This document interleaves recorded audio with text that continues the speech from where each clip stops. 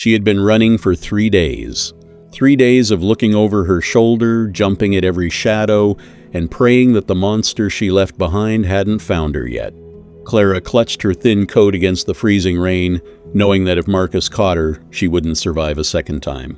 The old building at the end of the alley was supposed to be a sanctuary. It was crumbling, forgotten by the rest of the city, and completely off the grid.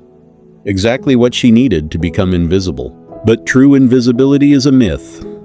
The moment Clara dragged her damp suitcase down the 4th-floor hallway toward apartment 17, she felt it, the unmistakable weight of someone watching her from the shadows of the door next door. Once the deadbolts clicked into place, the adrenaline finally crashed. She slid down the peeling wallpaper, the suffocating reality of her loneliness crushing her chest. She was completely alone, and she had to stay that way to stay alive. Julian Vance had spent 3 years trying to forget the world existed. From the hidden surveillance room of the building he secretly owned, he watched his new tenant weep on his monitors. He knew he should look away. He knew she carried trouble. But for the first time in years, Julian found himself entirely unable to close his eyes. Sleep offered no escape. Her nightmares were still trapped in Marcus's gilded cage, where every mistake was met with brutal consequences. She woke gasping for air, her heart pounding against her ribs, terrified that he was standing right over her. The morning brought no comfort.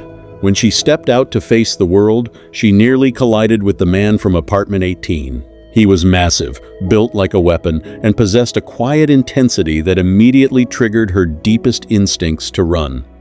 She expected anger. She expected the casual cruelty powerful men always wielded. Instead, he simply crouched down, retrieving her keys with large, scarred hands.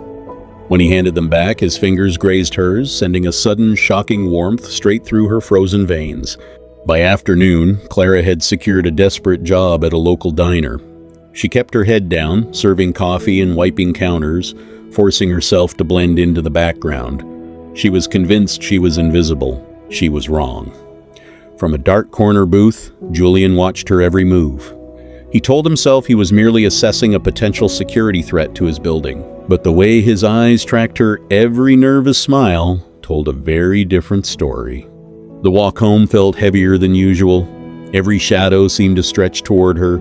Every passing car slowed down just a fraction too much. The terrifying sensation of being hunted crept back up her spine, freezing the blood in her veins. Just as the panic threatened to suffocate her, a familiar, imposing figure stepped out of the building's entrance. Julian didn't ask if she was okay. He simply stood between her and the dark street, offering a silent, impenetrable wall of protection. The ride up to the 4th floor was suffocatingly quiet. In the cramped space of the elevator, she could smell his cologne, sandalwood, and rain. For a fleeting second, Clara realized that the only thing more dangerous than being found by her past was falling for the terrifying man standing right beside her. That night, Clara locked her door with a strange, unfamiliar sense of calm. For the first time in months, she let herself believe that maybe, just maybe, she had finally found a place where the monsters couldn't reach her. But her hope was a fragile lie. In the dead of night, the silence of the apartment was shattered by a sound that made her blood run cold. The slow, deliberate scrape of metal. Someone was picking her lock.